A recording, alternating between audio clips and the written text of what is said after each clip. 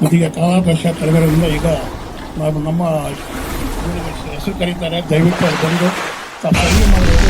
ಅವರು ಸಹಿ ಮಾಡಿಲ್ಲ, ಸ್ವಾಮಿ ನಮಗೆ ಅಕ್ಕಿ ಕೊಡಿಸುವ ನಮ್ಮ ಗೊಲ್ಲಳ್ಳಿ ಜಗದೀಶ್ ಅಣ್ಣವರೇ, ನಿಧಾನ ಆಗುತ್ತೆ. ಪ್ರಭಾಕರ್ ಅವರೇ, ಲಕ್ಷ್ಮಣ ಅಣ್ಣವರೇ, ಅವರು ಈಗ ಹೆಸರು ಕರೀತಾರೆ, ಬಂದು ಸೈನ್ ಅಧ್ಯಕ್ಷರಾಗಿರ್ತಕ್ಕಂಥ ಈ ಸಂಘದ ಮತ್ತು ಸ್ಕೂಲ್ ಅಧ್ಯಕ್ಷರಾಗಿರ್ತಕ್ಕಂಥ ದೇವರಾಜ್ ಅಣ್ಣವರೇ, ಹಾಗೂ ಡಾಕ್ಟರ್ ಪ್ರಕಾಶ್ ಅಣ್ಣವರೇ, ಮೇಡಮ್ ಆಗಿರ್ತಕ್ಕಂಥ ಲಕ್ಷ್ಮೀಪ್ರಿಯ ಮೇಡಮ್ ಅವರೇ, ಹಾಗೂ ನಮ್ಮ ರಮೇಶ್ ಅಣ್ಣವರೇ, ಡಿ ಆಗಿರ್ತಕ್ಕಂಥ ನಮ್ಮ ಊರಿನ ಪಕ್ಕದವರು ಹಿತೈಷಿಗಳಾಗಿರ್ತಕ್ಕಂಥ ನಮ್ಮೆಲ್ರಿಗೂ ಒಂದು ಶುಭ ಸುದ್ದಿ ಏನಂತಂದ್ರೆ, ಉಂಡೊಟ್ಲ ಚಪ್ಪೆಗಂಟ ನಾನು 8ನೇ ಕ್ಲಾಸ್ ನಾನು ML ಆಗಿ ಬಂದಾಗ ಸೇಮ್ ಅಧಿಕಾರ ಅಲ್ಲೇ ಇದ್ದಾರೆ. ಸುಮಾರು ವರ್ಷ 20-26 ವರ್ಷದಿಂದ ಇಲ್ಲೇ ಇದ್ದಾರೆ.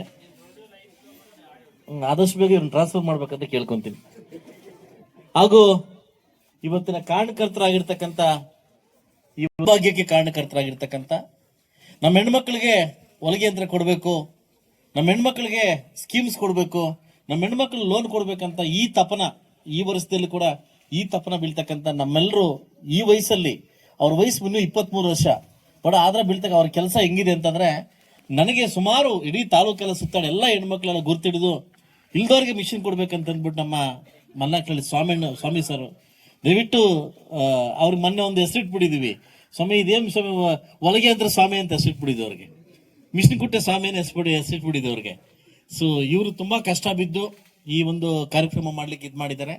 ಈಗಾಗಲೇ ನಾನು ಬಂದಿದ ತಕ್ಷಣ ನಾನು ಚೆಕ್ ಮಾಡಿದೆ, ಜಿಲ್ಲಾ ಪಂಚಾಯತಿ ಮತ್ತು ಕೈಗಾರಿಕೆ ಇಲಾಖೆಯಿಂದ ನಮ್ಗೆ ಎಷ್ಟು ಬರಬೇಕು ಎಷ್ಟು ಬಂದಿಲ್ಲ ಅಂತ ನಾನು ಪ್ರಶ್ನೆ ಕೇಳಿದಾಗ ನಾನು ಕೇಳಿದ್ರು, ಸರ್ 3 ವರ್ಷದಿಂದ ನಿಮ್ಗೆ ಬರ್ಬೇಕು ಸರ್, ಕೊಟ್ಬಿಡ್ತೀನಿ, ಒಂದು ಪ್ರೋಗ್ರಾಮ್ ಕೊಡಿ ಸರ್ ಅಂದರು.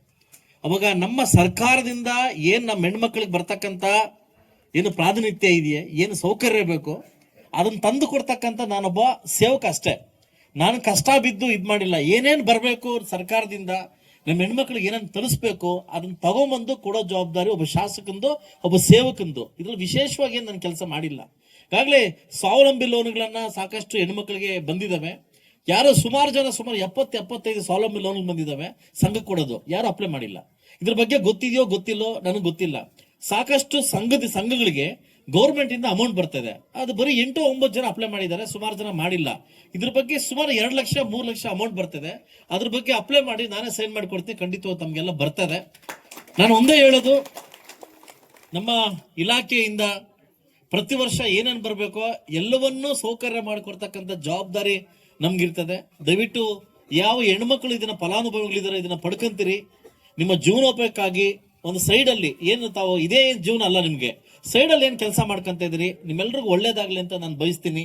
ಯಾಕಂದ್ರೆ ಈ ಸರ್ಕಾರ ಗೊತ್ತಿದೆ, ಈ ಸರ್ಕಾರ ಎಲ್ಲೂರಿಗೆ ಹೋಗ್ತಿದೆ, ಹೆಂಗೋಗಿದೆ ಅಂತ ಗೊತ್ತಿದೆ. ಇವತ್ತು ನಾನು ಒಬ್ಬ ಉದ್ಯಮಿ ಆದ್ರೂ ಕೂಡ ನನಗೆ ರಾಜಕಾರಣ ಅವಶ್ಯಕತೆ ಇರಲಿಲ್ಲ, ಆದ್ರೂ ಕೂಡ ಸೈಡಲ್ಲಿ ಏನೋ ಸೇವೆ ಮಾಡಬೇಕು, ಸಮಾಜ ಸೇವೆ ಮಾಡ್ಬೇಕಂತ ಬಂದು ನಾನು ಒಬ್ಬ ಶಾಸಕನಾಗಿದ್ದೀನಿ. ಒಬ್ಬ ಶಾಸಕನಾಗಿದ್ರು ಕೂಡ ಏನು ಕನಸನ್ನ ಹೊತ್ಕೊಂಡ್ ಬಂದಿದ್ದೀನಿ, ನನ್ನ ಪರಿಸ್ಥಿತಿ ಹೆಂಗಾಗ್ಬಿಟ್ಟಿದೆ ಅಂತಂದ್ರೆ, ಇವತ್ತು ಯಾವ್ದೋ ಕೋರಿ ಮಗನಿಗೆ ಹೆಣ್ಣು ತಗೊಂತೀವಿ, ಸೊಸೆನ್ ತಗೊಂತೀವಿ, ಬಂದು ಸೊಸೆ 1 ತಿಂಗಳಿಗೆ ಆ ಯಮ್ಮನ ಅವತಾರ ನೋಡೋ ಹೆಂಗಾಗುತ್ತೆ, ನನ್ನ ಪರಿಸ್ಥಿತಿ ಹೆಂಗಾಗ್ಬಿಟ್ಟಿದೆ. ಇವತ್ತು ನಾನು ಆಸೆ ಬಿದ್ದು ಶಾಸಕನಾಗಿ ಸಾಕಷ್ಟು ಏನೋ ಮಾಡ್ಬೇಕಂತ ಬಂದಾಗ ನನ್ನ ಸರ್ಕಾರ ಸಪೋರ್ಟ್ ಮಾಡ್ತಾ ಇಲ್ಲ. ಯಾಕೆ ಸಪೋರ್ಟ್ ಮಾಡ್ತಾರೆ ಅಂತಂದ್ರೆ, ಸರ್ಕಾರ ಪ್ರತಿನಿತ್ಯ ಏನೇ ಕೇಳಿದ್ರು ಕೂಡ ಹೆಣ್ಮಕ್ಳು 2,000 ಕೊಡ್ತೀವಿ, ನಾವ್ ಎಲ್ಲಿಂದ ತಂದು ಕೊಡ್ಬೇಕು ಅಂತ ಹೇಳಿದ್ರು. ಈ 2,000 ಹೆಂಗಾಗಿದೆ ಅಂದ್ರೆ ಒಂಥರ ನಮ್ಗೊಂದು ಮಾರ್ಕ್ ಆಗಿದೆ. ಏನಂದ್ರೆ ಏನೇ ಮಾತಾಡ್ಲಿ 2,000 ರೂಪಾಯಿ ಆಳಕ್ಕಿಸ್ತ ಮಿಕ್ಕಾಡಿ ಇಚ್ಚಿದೆ ಅಂತ ಹೇಳ್ತಾರೆ. ಸಾಕಷ್ಟು ಸಾವಿರಾರು ಕೋಟಿಗಳು ಇವತ್ತು ಈ ಗ್ಯಾರಂಟಿಗೆ ಹೋಗೋದ್ರಿಂದ ಈ ಸರ್ಕಾರ ತತ್ತರಿಸೋಗಿದೆ. ಇವತ್ತು ನಮ್ಮ ಪರಿಸ್ಥಿತಿ ಹೆಂಗಾಗಿದೆ ಅಂತಂದ್ರೆ, ನಮ್ಮ ಸಂಬಳ 1 ಲಕ್ಷ, ಸಂಸಾರ ಖರ್ಚು 2 ಲಕ್ಷ, ಹಂಗಾಗ್ಬಿಟ್ಟಿದೆ ಪರಿಸ್ಥಿತಿ. ಅದರಿಂದ ಸರ್ಕಾರದಲ್ಲಿ ದುಡ್ಡಿಲ್ಲ. ಏನು ಆಸೆ ಆಕಾಂಕ್ಷೆಗಳು ಹೊತ್ಕೊಂಡು ನಾನು ಮುಳುಬಾಗಲು ಶಾಸಕನಾಗಿ ಬಂದಿದ್ದೀನೋ ಅದನ್ನ ಸಕಲ ಪ್ರಯತ್ನವನ್ನು ಮಾಡ್ತಾ ಇದ್ದೀನಿ. ನಾನು ಏನೋ ಮಾಡ್ತಿದ್ದೀನಿ, ಅಂದ್ರೆ ಸರ್ಕಾರ ಸಪೋರ್ಟ್ ಮಾಡ್ತಾ ಇಲ್ಲ. ಆದ್ರೂ ಕೂಡ ನುಗ್ಗಿ ಕಾಡಿ ಬೇಡಿ, ನೀವು ನಮ್ಮೊಂದು ಗೊತ್ತಿರಲಿ, ಒಂದು ಲೆಟರ್ನ ಪಾಸ್ ಮಾಡ್ಬೇಕಾದ್ರೆ, ಒಂದು ಡಿಪಾರ್ಟ್ಮೆಂಟ್ ಹೋಗ್ಬೇಕಾದ್ರೆ ಭಿಕ್ಷೆ ಬಿಡಬೇಕು, 5 ಸರಿ 6 ಸರಿ ಹೋಗ್ಬೇಕು, ನಮಸ್ಕಾರ ಹಾಕ್ಬೇಕು, ಸರ್ ನಾನು ಕೊಟ್ಟಿದ್ದೀನಿ ಮಾಡಿ ಅಂತ ಕೇಳ್ಕೊಂಡ್ರೆ ಮಾತ್ರ ಮಾಡ್ತಾರೆ. ನೀವು ಅನ್ಕೊಂಡಿರ್ಬೋದು ಶಾಸಕನಿಂದ ಜೈ ಅಂತ ಕಾರಾಗ ಬರ್ತಾನೆ ಹೋಗ್ತಾನೆ ಅಂತ. ಆದ್ರೆ ನಮ್ಮ ಬದುಕು ಪ್ರತಿ ಗುರುವಾರ ಬುಧವಾರ ಭಿಕ್ಷಿಂಗಿಂದ ಕಡಬಾಟ್ಲವಾಗಿ ಸರ್ಕಾರ ನೋಡ್ತಾ ಇದೆ. ಆದಷ್ಟು ಬೇಗ ಈ ಸರ್ಕಾರಕ್ಕೆ ನಮಗೆ ಇನ್ನೂ ಯಥೇಚ್ಛವಾಗಿ ನನ್ನ ಜನಕ್ಕೆ ಅನುಕೂಲ ಆಗೋ ತರ ಈ ಸರ್ಕಾರಕ್ಕೆ ಬುದ್ಧಿ ಬರಲಿ, ಈ ಸರ್ಕಾರ ಎಚ್ಚೆತ್ಕೊಳ್ಳಿ. ಇವತ್ತು ಜನ ಇಲ್ಲದೆ ನಾವ್ಯಾರು ಇಲ್ಲ, ಜನಕ್ಕೆ ನಾವು ಸಪೋರ್ಟ್ ಮಾಡ್ರೆ ಮಾತ್ರ ನಾವು ಉಳಿಲಿಕ್ಕೆ ಸಾಧ್ಯ ಆಗ್ತದೆ. ಇವತ್ತು ಪಕ್ಕದ ರಾಷ್ಟ್ರದಲ್ಲಿ ಚಂದ್ರಬಾಬು ನಾಯ್ಡು ಕೊಡ್ತಕ್ಕಂಥ ಸರ್ಕಾರವನ್ನು ಹೋಲಿಕೆ ಮಾಡ್ಕೊಂಡ್ರೆ ನಮ್ಮದು ಅಧೋಗತಿ ಆಗಿದೆ. ಇವತ್ತು ಕರೆಂಟ್ ಫ್ರೀ ನಮ್ಮನ್ನು ಕೇಳಿದ್ವಾ, ಕರೆಂಟ್ ಫ್ರೀ ಕೊಡು ಅಂತ ಕೇಳಿದ್ವಾ? ಹೆಣ್ಮಕ್ಳಿಗೆ ಬಸ್ ಫ್ರೀ ಇಷ್ಟು ದಿವಸ ನಾವು ಬಸ್ಸಲ್ಲಿ ಹೋಗೇ ಇಲ್ವಾ? ಇವ್ರು ಕೊಟ್ಟಿದ್ದೇ ಹೋಗ್ಬೇಕಿತ್ತ? ಇದರಿಂದ ಏನಾಗ್ತಿದೆ, ಯಾವ ರೋಡ್ ಹಾಕಕ್ಕಾಗ್ತಾ ಇಲ್ಲ, ಯಾವ ಮಣ್ಣು ಮುಚ್ಚಕ್ಕಾಗ್ತಾ ಇಲ್ಲ, ಯಾವ ಕರೆಂಟು ಕೊಡಕ್ಕಾಗ್ತಾ ಇಲ್ಲ. ಇದರಿಂದ ಏನಾಗ್ತಿದೆ ಅಂದ್ರೆ ಸರ್ಕಾರಕ್ಕೆ ಎಲ್ಲೋ ಒಂದು ಕಡೆ ತುಂಬಾ ಕೆಟ್ಟ ಹೆಸರು ಬರ್ತಾ ಇದೆ, ಆಗಾಗ್ಲೇ ಬಂದ್ಬಿಟ್ಟಿದೆ. ಸೊ ಇವತ್ತು ಜನಕ್ಕೆ ನಾವೇನಾದ್ರೂ ನೋಡಿ ನಾನು ಪ್ರತಿನಿತ್ಯ ಬಂದ್ರು ಕೂಡ, ಪ್ರತಿನಿತ್ಯ ಊರಿಗೆ ಹೋದ್ರು ಕೂಡ ಬಡವರು ಅಣ್ಣ ನಂಗೆ ಮನೆ ಇಲ್ಲ ಇಲ್ಲಿ ತನಕ ಸರ್ಕಾರದವರು ಒಂದು ಮನೆ ಕೊಟ್ಟಿಲ್ಲ. ಎಲ್ಲಿ ತಂದು ಕೊಡ್ಬೇಕು ಶಾಸಕರು? ಬಜೆಟ್ ಅಲ್ಲಿ ₹1 ದುಡ್ಡು ಕೊಟ್ಟಿಲ್ಲ ಮನೆ ಕಟ್ಟಕ್ಕೆ. ಬಡಬಗ್ಗರು ಹೇಳ್ತಾರೆ ನಾನು ಗುಡಿಸಲು ಬುತ್ತ ಮುಳುಬಾಗಿಲು ಮಾಡ್ಬೇಕಂತ ಬಂದಿದ್ದೀನಿ. ಸಾಕಷ್ಟು ಜನ ಊರಲ್ಲಿ ಗುಡಿಸ್ಲಾಕೊಂಡವ್ರೆ, ಮನೆ ಕಟ್ಬೇಕು ದುಡ್ಡು ಕೊಡ ಅಂದ್ರೆ ದುಡ್ಡು ಕೊಟ್ಟಿಲ್ಲ. ಇವತ್ತು ಈ ಬಡವ್ರು ಏನ್ ಕೇಳ್ತಾರೆ? ಒಂದ್ ಮನೆ ಕೇಳ್ತಾರೆ, ಒಂದ್ ರೋಡ್ ಕೇಳ್ತಾರೆ, ಅಲ್ಲ ತಾಲೂಕ್ ಆಫೀಸ್ಗೆ ಒಂದು ಪಾಣಿ ಕೇಳ್ತಾರೆ. ಇವತ್ತು ಏನಾಗಿದೆ ಶಾಸಕರದ್ದು ಅಂತಂದ್ರೆ ತುಂಬಾ ಆಸೆ ಆಕಾಂಕ್ಷೆ ಇಟ್ಕೊಂಡ್ ಬಂದಿದ್ದೀನಿ. ಆದ್ರೆ ನನ್ನ ಪರಿಸ್ಥಿತಿ ಏನಾಗ್ತಂದ್ರೆ ಈ ಪರಿಸ್ಥಿತಿ ಆಗಿದೆ.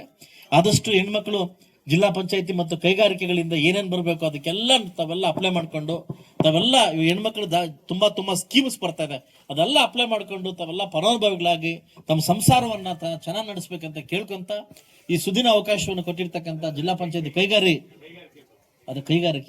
ಕೈಗಾರಿಕೆ ಇಲಾಖೆಗೆ ನಾನು ವಿಶೇಷವಾದ ಥ್ಯಾಂಕ್ಸ್ ಹೇಳ್ತಾ, ಆಗ ಇದನ್ನ ನಮ್ಮ ನಾಯಕರಾಗಿ ಒಬ್ಬ ಸೇವಕನಾಗಿ ಇಷ್ಟು ದೊಡ್ಡ ಕೆಲಸ ಮಾಡಿರ್ತಕ್ಕಂಥ ಮಲ್ನಾಕ್ನಳ್ಳಿ ಸ್ವಾಮಿ ಅವರಿಗೆ ನಾನು ವಿಶೇಷವಾಗಿ ನಿಮಗೆ ಧನ್ಯವಾದಗಳನ್ನು ತಿಳಿಸ್ತೀನಿ.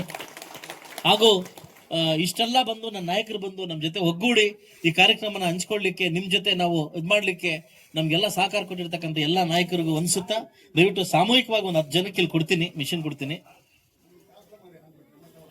ಲೇದು ಅಟ್ಲ ಊರಿಗೆ ಚೆಪ್ಪಿನಿ ನಾನು ಹೇಳಿದ್ದು ಟ್ರಾನ್ಸ್ಫರ್ ಮಾಡಿ ತಮಾಷೆಗೆ ಹೇಳಿದ ಅವ್ರಿಗೆ. ಮತ್ತೆ ಯಾರು ಇವರು ನಿಪೈನ ಆಯ್ತಲ್ವಾ? ಹಾಗಾಗ್ಲೇ ಏನು 1700 ಎಕರೆ ನಮ್ಮ ಮುಳಬಾಗ ತಾಲೂಕು ದೇವರಾಜ ಸಮುದ್ರ ಪಂಚಾಯಿತಿಯನ್ನ ಇನ್ಕ್ಲೂಡ್ ನಮ್ಮ ಮನೆ ಸೇರ್ಕೊಂಡು ಮೈಲು ಕೂಡ ಸೇರ್ಕೊಂಡು ಕೈಗಾರಿಕೆಗೆ ಪ್ರದೇಶ ಆಗ್ಬೇಕಂತ ಏನಾಗ್ಲಿ ನಮ್ಮ ಆಲಂಗೂರು ಸಿನಾಡ ಇದ್ದಾಗ ಪೈಲು ಪಾಸ್ ಆಗಿದೆ. ಈಗಾಗಲೇ ಪ್ರಸ್ಥಾನವನ್ನ ನಾನು ಮಣಿಸಿದ್ದೀನಿ. ಏನಂತಂದ್ರೆ ನನ್ನ ಈ ಒಂದು 1700 ಎಕರೆ ಕೈಗಾರಿಕೆ ಮಾಡಿ ಒಳ್ಳೆ ಫ್ಯಾಕ್ಟ್ರಿ ಬರಬೇಕು, ನನ್ನ ಹೆಣ್ಮಕ್ಳಿಗೆ ಒಳ್ಳೆ ಕೆಲಸ ಸಿಗ್ಬೇಕಂದಾಗ ಅವ್ರ ಉತ್ತರ ನಂಗೆ ಏನ್ ಕೊಟ್ಟವ್ರು ಅಂತಂದ್ರೆ ಹಣಕಾಸಿನ ಅನುದಾನಿತ ಆಧಾರವಾಗಿ ನಿಮ್ಗೆ ಕೊಡ್ತೀವಿ ಅಂದ್ರೆ ಮಾತಾಡಿ ದುಡ್ಡು ಲುಸ್ತಿಂದ మీకు ಲ್ಯಾಂಡ್ ಕೊಸ್ತಾಮ ಅಂತ ಬರ್ದವ್ರಿ. ಈ ಹಣಕಾಸ ಬರೋದು ಯಾವಾಗ? ನಮ್ಮ ಲ್ಯಾಂಡ್ ತಗೊಳ್ಳೋದು ಯಾವಾಗ?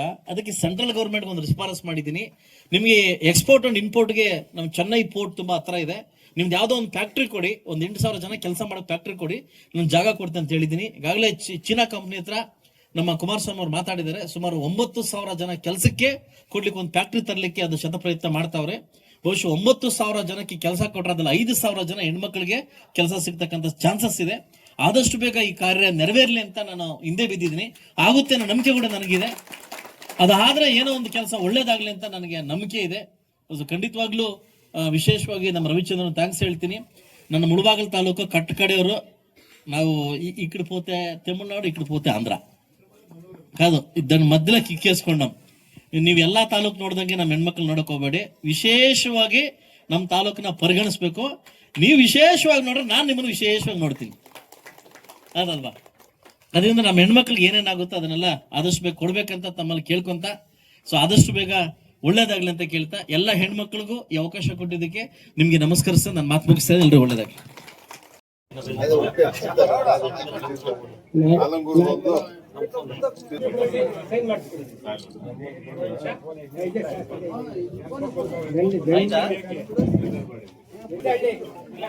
ಬನ್ನಿ